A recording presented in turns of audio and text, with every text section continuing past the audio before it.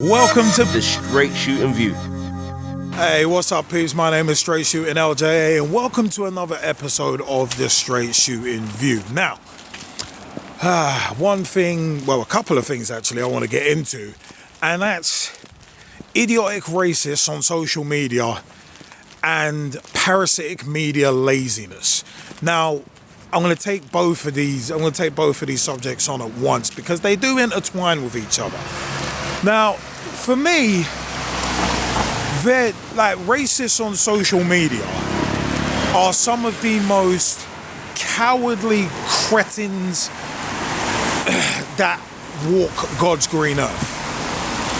And for me, it's very easy to sit behind a keyboard like some keyboard warrior, keyboard gangster, however you want to call them.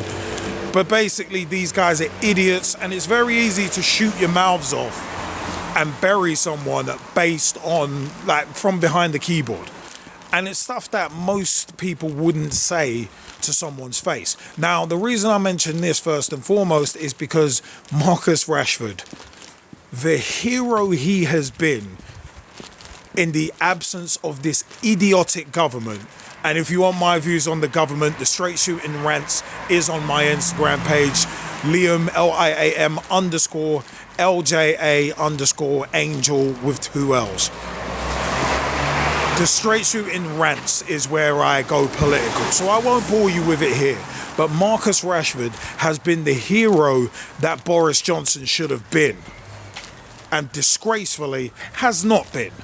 But Marcus Rashford, after all the stuff he's done, campaigning for children, campaigning for free school meals, being a model professional at 22 years old, a model professional that, and I'll be honest about this, as a black male and a father, I would be proud if my son grew up to be half the man that someone like Marcus Rashford and also Raheem have become.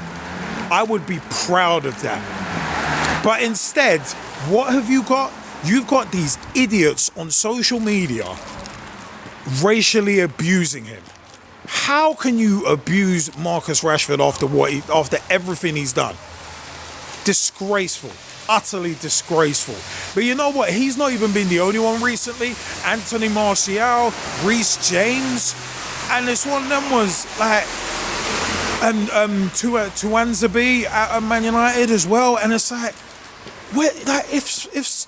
if your team loses, I'll put it to you this way: if your team loses, why do you need to go the racial route? Why do you need to be xenophobic? Why do you need to do that? Because your team has lost a football match. Why? That's the thing. And for me, I look at it as a lot of these cretins doing this on social media, they'll get caught and then they'll be like, oh, well, I didn't mean it. I don't usually do this at work. I'm not usually that person. And then you get people crawling out of the woodwork going, oh, he's not that kind of person. Like with, I actually watched a documentary recently with Anton Ferdinand, Football, Racism and Me. And it's one of them where it's like people leapt to John Terry's defense. Oh, he's not a racist. Oh, no. It's like, but he racially abused Anton Ferdinand. There was no need to go that way.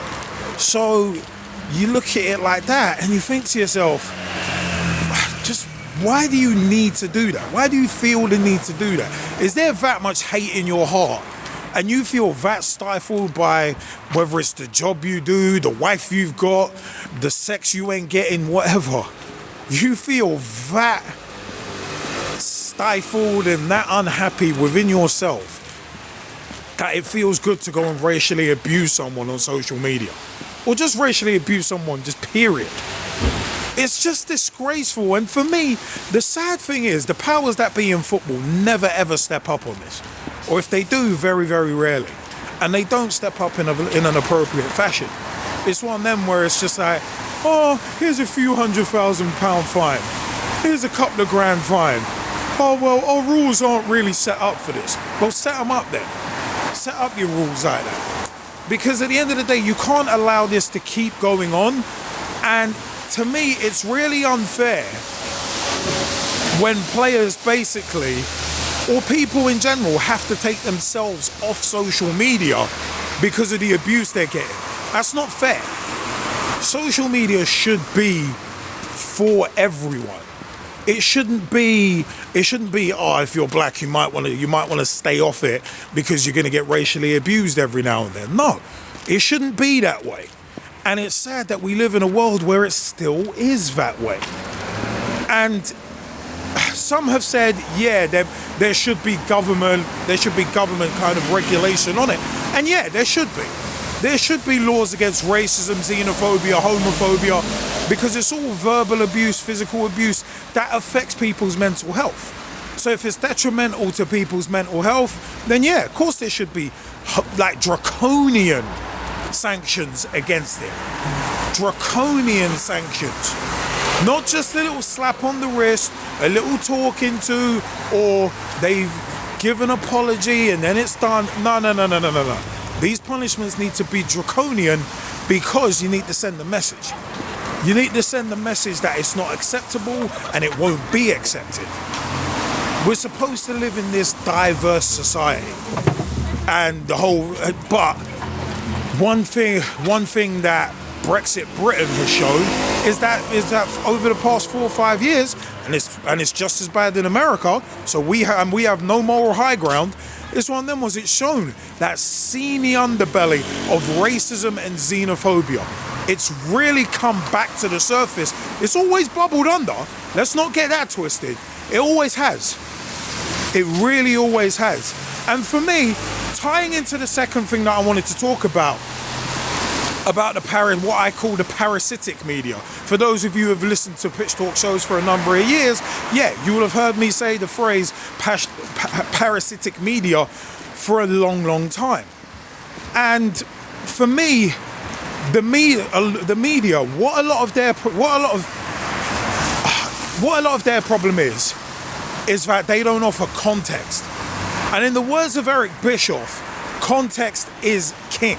I'll give you one example. Liverpool tonight, as I record this, have been linked to a deadline day move for Preston's Ben Davies. £2 million, left-footed centre-back. Okay, sounds a bargain. You may remember my last vlog about do Liverpool FC need to change. You may remember that episode of the Straight Shooting View where I go into about Liverpool's dip in form. Now, we've recently just had 2 wins on the bounce in the league. So, yeah. Anyway, I did say keep the faith. But one of the other things I did mention was something that was brought up by the newspaper The Mirror, where they talked about us potentially signing a centre-back in January, in the January window, or at least wanting to. But I said, and I mentioned that it's not quite as simple as just going out and signing anybody. Because at the end of the day, if we go abroad and sign someone, you got the COVID-19 restrictions in terms of travel. That's a major factor. But also as well, it's a case of if we go for a marquee international player, then obviously as Liverpool, they'll know that the club selling will know that we've got money because we have become a very valuable club under FSG because they're doing the right things, but that's a different topic. But also as well, it's a case of they're going to hose us on price because of that. Oh, the Premier League champions want our player. They're one of the richest money-spending leagues in the world. Oh, Liverpool, the very top, the champion. Yeah, well, he's worth 40 million. We want 80. We want 120. So you've even got domestic players doing that as well. Sorry, domestic clubs doing that with players as well. And British players especially will be at a major league premium and always have been. Always have been. So those issues are really nothing new. But one of the new wrinkles is the Premier League rules about homegrown players. We're in the 25-man squad. You can't have anything over 17 players being non-homegrown. So one bit of context, I read about the potential of signing Ben Davies from Preston. The fact is, he counts as homegrown. So what does that mean? That basically means that we would not have to leave a senior player out of our squad when those squads are updated in early February. Because we have to submit our 25-man squad. And it's one of them where, remember when Manchester City signed Scott Sinclair and Jack Rodwell? That was clearly because of the homegrown rules. Clearly. And UEFA's 6+5 rule. For every 6 non-homegrown players, you've got to have 5 homegrown ones in it. So it's one of them where it's like Sky Sports now were reporting about this potential deal with Ben Davies, but they didn't put in that critical context of the homegrown rule. All they were worried with putting in and perpetuating their agenda and the agenda of a lot of other media outlets, where it's like, oh, FSG are being stingy. Oh, are they getting ready to sell the club? Oh, this, oh, that. And it's like, no. FSG are being very careful and very prudent in the transfer window, as they always have been. That's why they had, in the early days, Damien Comolli. They had Damien Comolli in the transfer committee. So FSG are not going to deviate from that now, especially as in the last 2 seasons, look at the successes brought to the club. Look at the successes brought. A Premier League title for the first time in 30 years and our 6th Champions League. All within the space of 5 years. So they're not going to deviate from what has brought them major success. And it would be stupid to deviate from that. I mean, you just look at Hollywood. It's like superhero movies. How many of them are there? Like per year, they're releasing like 3, 4, 5, 6 superhero movies because they know it's successful. It's a formula that works, so why would you deviate from it? So for me, it's one of them where it's like the media and their lack of context, tying it back in, them not providing full context and perpetuating certain agendas, that does not help with the fight against racism, especially on social media. Because the way the media portrays certain people, it basically encourages that level of ignorance, in my opinion. Encourages it. It's not a foundation, but it definitely encourages it. And for me, that is a major, major problem.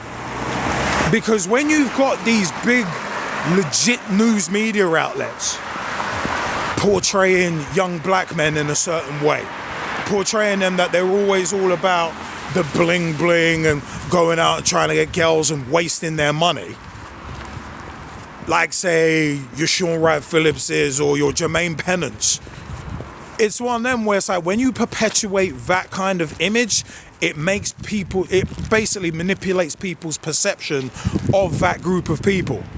So guys like Marcus Rashford, guys like Raheem Sterling. I've done a Straight Shooting View vlog 2 years ago about how the media has a hard-on for burying Raheem Sterling. For no reason. It's like dude goes to Greg's to get his breakfast, they're burying for it. Look at Phil Foden. Phil Foden buys his mum a house for a couple of million quid. He's congratulated by the Daily Mail, aka the Daily Fail, for it. But then a young black player, round about the same age, ironically same club, does the same thing, gets buried for it. Oh, he's never been near the first team. What right does he have to buy his mum a house? It's like, when you've got that level of stuff happening in the media, and when you've got the government not doing what it's supposed to, and someone like Marcus Rashford stepping up, and as I said, being the hero that Boris Johnson should be, being the leader that Boris Johnson should be, and people are racially abusing Rashford for that. You gotta look, I said, you gotta look at all the areas here. You've got to look at media culpability and responsibility for the way they present certain people. And the negative stereotypes that they not only encourage, but they actively endorse. So you've got to look at that as well. And then also giving idiots and morons a platform with no ramifications for what they do. And this is one of the major things for me as well, where it's like, if you can go on something, shoot your mouth off and say whatever xenophobic, racist, homophobic comment you want, and know that all you're going to get is maybe a slap on the wrist by the social media networks, then you're gonna do it. If you've got that hate in your heart, you're going to do it. You're going to let it out, knowing that you've got a platform where you're pretty much encouraged to do it, because there are no sanctions, or the sanctions that there are minuscule at best. So for me, it's one of them. There's a lot of culpability, and as I said, there's a lot of cross-pollination with the way the media present certain people, and also the way that the footballing powers that be and the government and their lack of action, both of these lack of action or minuscule amounts of action against this level of negativity, it just ends up encouraging everything. So as I said, if a lot of times if people think they can get away with something, then they will. It's like you ask most people, if you were invisible for a day, what would you do? Most people's first answer, there will be, I won't say most, there'll be quite a lot of people whose first answer will be, I'm going to go rob a bank. Why? Because I can't be seen. And it's the same sort of principle, where if you can be an anonymous person on social media, or you can post something on social media and basically be anonymous, you're going to take a lot more liberties than if it was tied to, say, your home address, your bank account, your mobile number. You're going to take a lot more liberties because, number one, either you can't be traced, or basically you can get away with it because you can just close your account and run. So it's, as I said, so disgraceful that this stuff still happens. And as I said, the media with their double standards very much likes to sweep certain things under the rug and let certain things go. Whereas with certain people or certain celebrities, they get away with what they do, or certain public figures get away with what they do. So, yeah, it is one of them ones where, I said, I want to know your views. Comment section is below. Please let me know your views on Marcus Rashford, Reece James, among others, being abused on social media. It's disgraceful, ain't it? Let me know your views.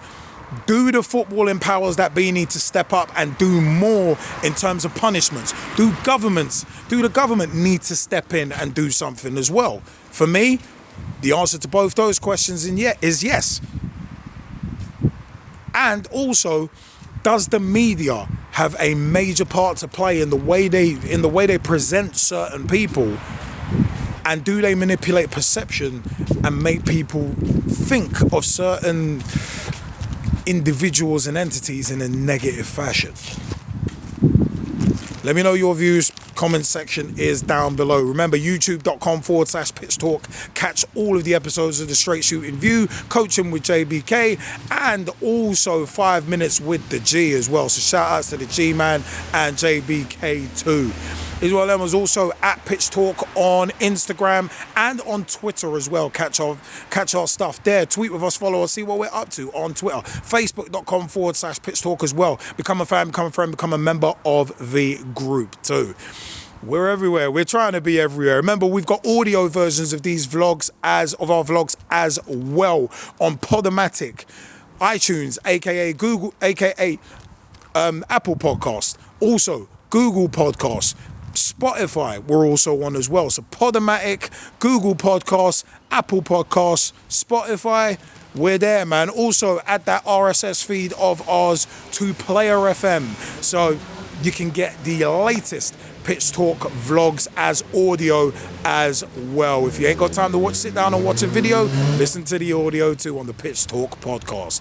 But you know what? I have been Straight Shootin LJA, and this has been another episode of the Straight Shooting View, and I will see you next time, peeps. Take it easy. Join the Pitch Talk revolution on social media, dropping vlogs, videos, and podcasts on the beautiful game.